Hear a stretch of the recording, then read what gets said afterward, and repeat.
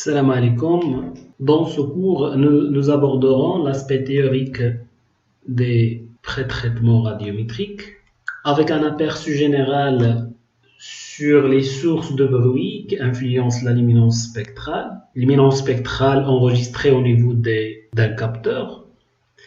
Ainsi, nous allons voir quelques techniques de correction qu'on pratique pour réduire ces effets. Alors, l'objectif de l'application de ces pré-traitements, c'est de corriger les effets dus à différentes sources et en particulier le bruit de l'instrument et également les effets de l'atmosphère dans le domaine solaire. Alors, pourquoi il est nécessaire de réaliser ce genre de pré-traitement? Si on compare deux images de dates différentes, les mêmes objets n'ont pas les mêmes valeurs entre les deux images, c'est-à-dire les comptes numériques ne sont pas comparables, mais visuellement on ne peut pas parfois visualiser ou bien observer cette différence entre ces deux dates. C'est pour cela, si on souhaite réaliser une analyse quantitative, il est nécessaire d'appliquer les pré-traitements pour en fait relier la propriété de surface. D'ailleurs, c'est ce qu'on cherche dans les applications. On cherche à trouver le lien entre les objets ou bien la surface étudiée avec la luminance qui est une grandeur radiométrique. Ici, juste un rappel sur les différentes sources influencent la luminance spectrale qu'on mesure au niveau du capteur, au satellite. Nous, on cherche l'information sur la couverture du sol, mais cette information est déjà influencée par les propriétés spectrales et la rugosité du sol. Également, l'éclairement solaire joue un rôle très important, surtout en fonction de la position du soleil, et également l'orientation des pixels par rapport au soleil. Il s'ajoute à ça les effets atmosphériques avec les effets de diffusion et d'absorption et les reliefs environnant le pixel. Donc ces reliefs-là, ils produisent un rayonnement indirect. En plus de l'effet temporel et spatial sur la réponse spectrale, elle est aussi influencée par l'atmosphère. Cette figure récapitule ces effets atmosphériques entre le capteur et la surface terrestre. L'atmosphère, elle affecte la luminance en deux manières contradictoires. Une manière additive qui additionne de l'énergie et autre manière, elle réduit. Alors la première est d'atténuer l'énergie incidente du soleil, réduire cette énergie qui illumine la surface. Et la deuxième, elle ajoute une énergie au signal enregistré par la réflexion des rayonnements solaires incidents qui s'appelle pad radiance. En exprimant mathématiquement ces deux effets, la luminance spectrale totale enregistrée au niveau du capteur et les fonctions de la réflectance de surface, c'est réflectance de surface, et aussi de l'éclairement solaire, ainsi la transmittance de l'atmosphère, plus les rayonnements issus de la réflexion atmosphérique, pad radiance. Alors, ce graphe qui illustre l'effet de l'atmosphère en fait sur l'éclairement qui arrive au niveau de surface. Là, on a l'éclairement solaire au-dessus de l'atmosphère, dans les couches, dans top of atmosphere, en comparant avec l'éclairement au niveau de la mer. Les processus sont liés au phénomène d'absorption et de diffusion. L'éclairement solaire incident qui arrive à la surface terrestre est aussi influencé par la position de la Terre par rapport au Soleil. C'est l'effet en fait, de la saisonnalité. Le Soleil elle a des positions variées selon les saisons. L'hiver, printemps et l'automne et l'été. Donc l'angle solaire par rapport au zénith, ça varie. Et également, à cela, il s'ajoute la distance solaire, Soleil-Terre. Donc cette distance, elle est variable selon les saisons. Alors pour corriger ces effets, l'éclairement, il est normalisé en se basant sur cette expression en fonction du cosinus de l'angle solaire et divisé par la distance Soleil-Terre au carré. Ces informations sont souvent disponibles dans la metadata de l'image.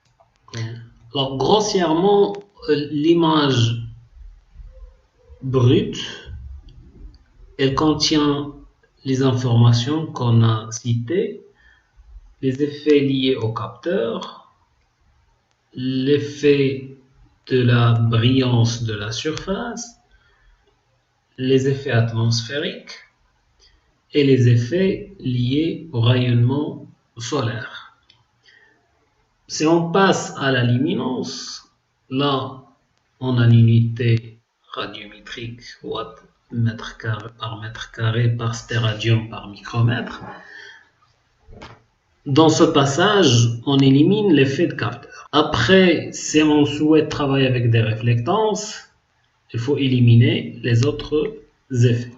Alors, en synthétisant ces facteurs-là, le signal observé dans chaque point au niveau de l'image, en fait, il contient ce qu'on appelle la radiance apparente, bien la luminance apparente, qui dépend de la réflectance, de la surface observée, de la transmittance atmosphérique et de l'éclairement solaire. Alors, ce facteur pi, c'est une conversion de l'éclairement en radiance watt par mètre carré par micromètre par stéradium. Donc l'éclairement solaire avec cette unité. Pour convertir l'éclairement solaire exprimé en watts mètre carré micromètre en luminance, qui est en watts mètre carré par stéradium par micromètre, ce facteur pi a été ajouté en considérant que la réflexion atmosphérique se fait d'une manière diffuse selon un hémisphère. Donc la direction se fait dans différentes directions selon un hémisphère. Deux modes de correction sont disponibles. Là, on a des méthodes dites méthodes relatives dans lesquelles l'image reste en compte numérique. Et aussi, la normalisation se fait en se basant sur une image de référence, soit corrigée, soit non.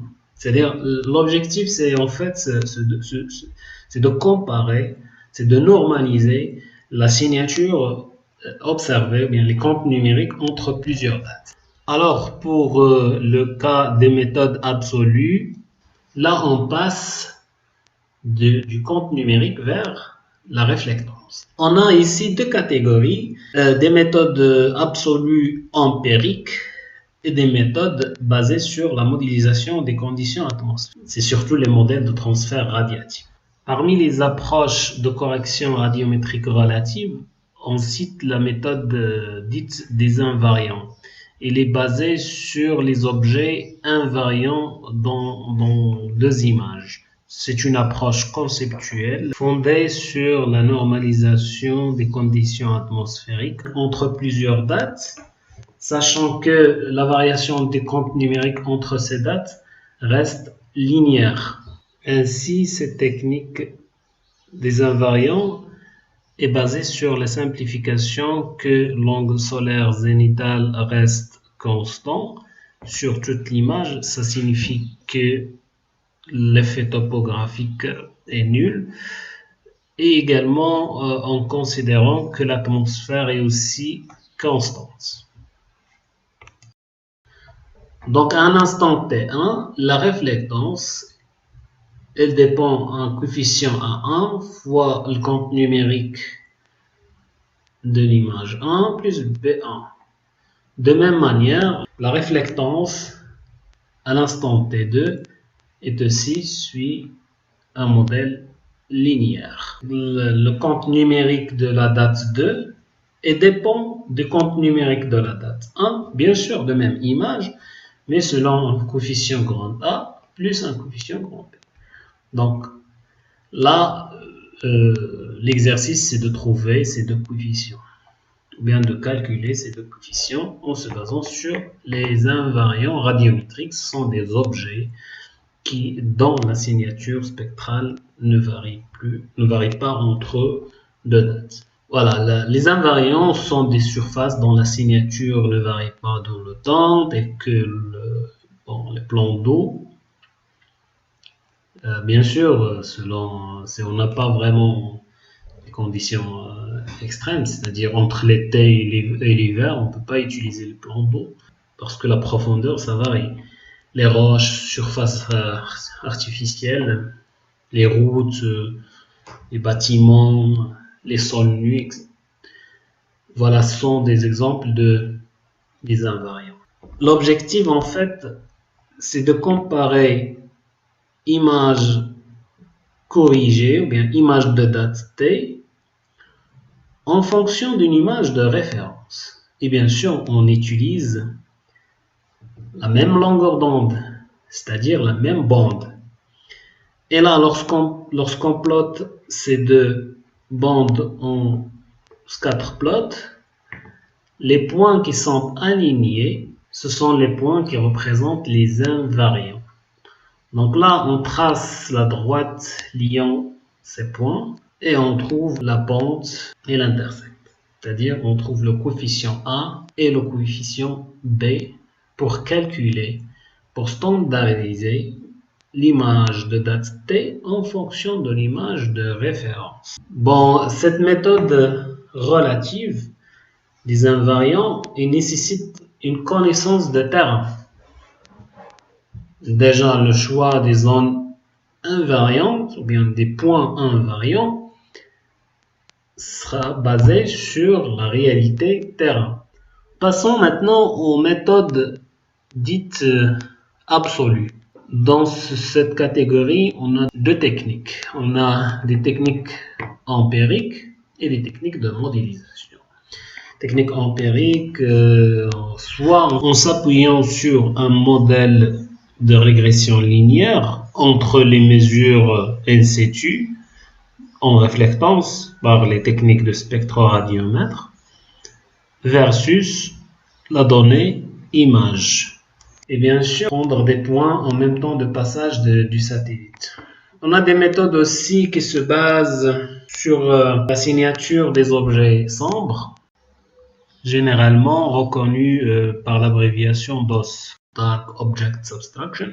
Et les méthodes de modélisation, c'est surtout en s'appuyant sur des modèles de transfert radiatif qui nécessitent des inputs liés à l'état de l'atmosphère. Voilà, les contraintes de ces modèles-là, c'est ces données d'entrée liées à l'état de l'atmosphère au moment du passage du satellite. Pour la méthode de régression linéaire, tout simplement, se base sur la confrontation de la réflectance réelle mesurée sur le terrain des objets présents dans l'image en fonction des comptes numériques de l'image brute. Et là, en calculant une nouvelle image en réflectance, bien sûr en généralisant le même calcul sur l'ensemble de l'image pour trouver une nouvelle image en réflectance. Alors que pour la méthode DOS, son principe est basé sur le fait que les objets sombres doivent avoir normalement des signatures spectrales stables dans le temps.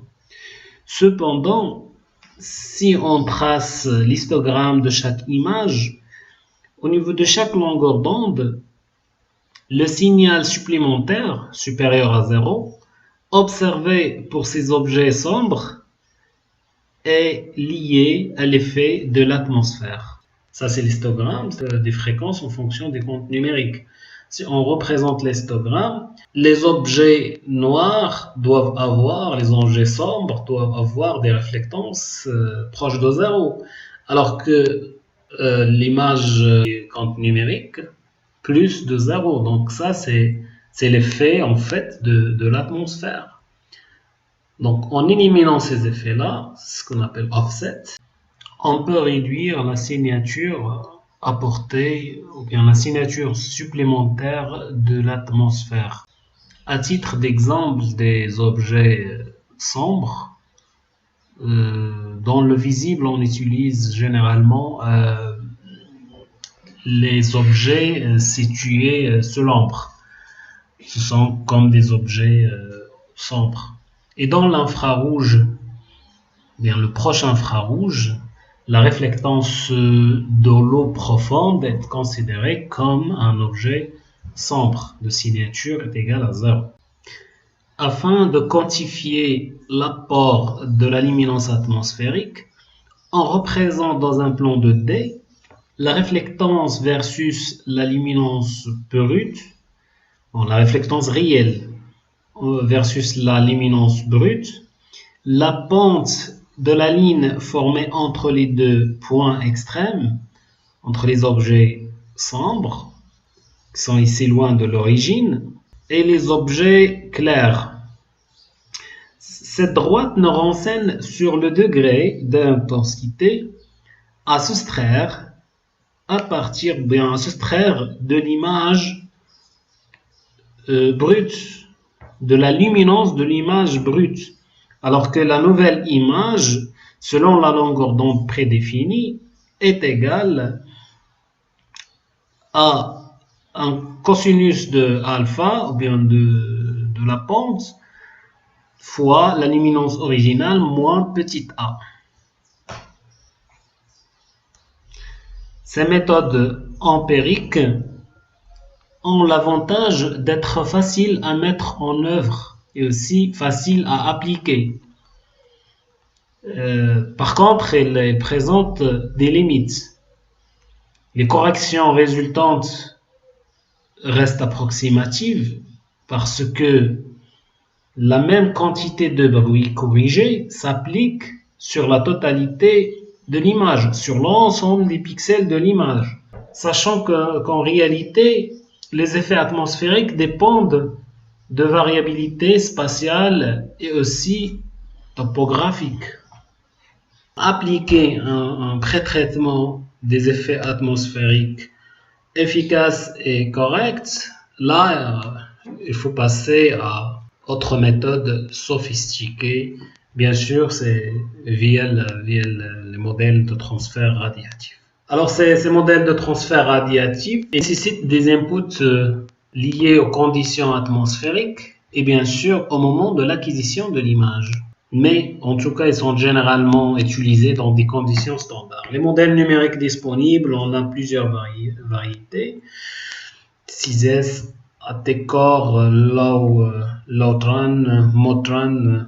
Pour convertir le compte numérique d'un pixel vers la réflectance à la surface, on suit les étapes de la procédure suivante. Convertir le compte numérique vers la luminance apparente, c'est-à-dire en corrigeant les effets liés au radiomètre.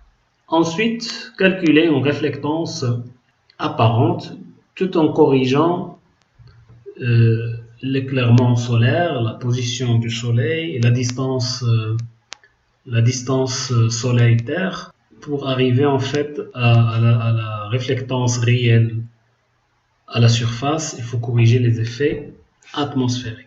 Voilà les passages qu'on a signalés avant. L'étape numéro 1, c'est l'étalonnage radiométrique du capteur, c'est-à-dire de corriger ou bien de corriger les erreurs de l'instrument. En fait, en appliquant des gains et des offsets sur le compte numérique, c'est-à-dire la luminance apparente pour chaque longueur d'onde lambda et dépend d'un gain et un offset. Ces gains et les offsets sont des coefficients fournis par le gérant du satellite. Donc chaque satellite, chaque capteur a des coefficients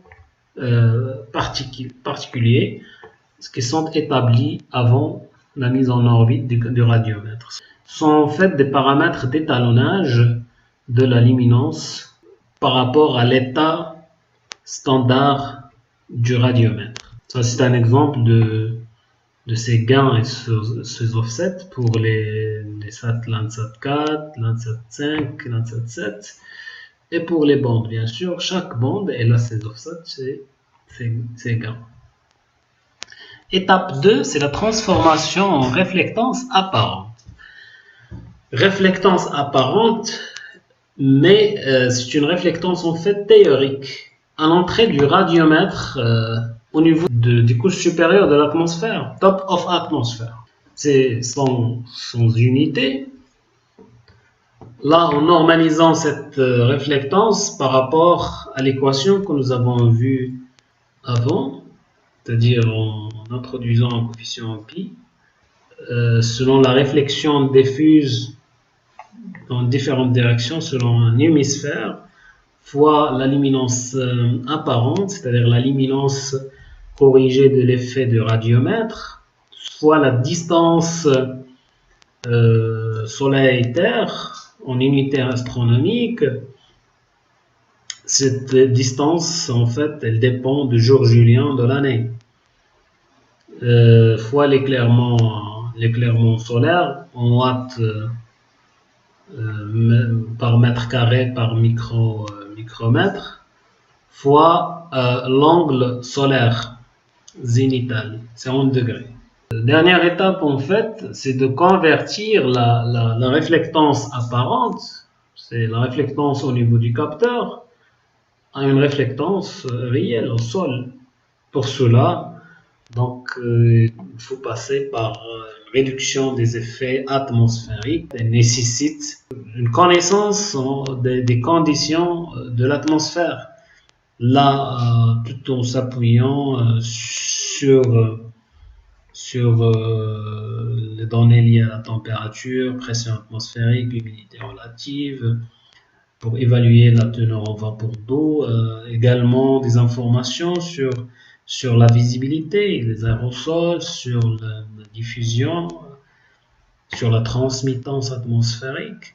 Bon, à titre d'information, là, c'est ce genre de données sont applicables dans des modèles de transfert radiatif. Là, la réflectance au sol, elle dépend d'un coefficient A qui est en fait lié à plusieurs facteurs. La transmittance en fonction de l'angle zénital solaire, en fonction de l'angle de vue. La réflectance apparente, c'est la réflectance top of atmosphère plus un coefficient B qui dépend aussi de plusieurs facteurs, c'est-à-dire la réflectance au niveau atmosphérique et autres en fonction des angles solaires, en fonction de l'azimut solaire. Voilà, donc ce sont vraiment des paramètres qui nécessitent beaucoup de données. À titre d'exemple, voici un output, une sortie d'un modèle de transfert radiatif 5S qui nous donne les informations nécessaires pour en fait estimer ou calculer la réflectance au sol. Nous donne tout ce qui concerne la transmission, tout ce qui concerne l'albédo sphérique, également l'apport de chaque bruit, aérosol, les autres gaz, voilà, sont ici en gras en tant que paramètres nécessaires. Notre cours prend fin et à la prochaine.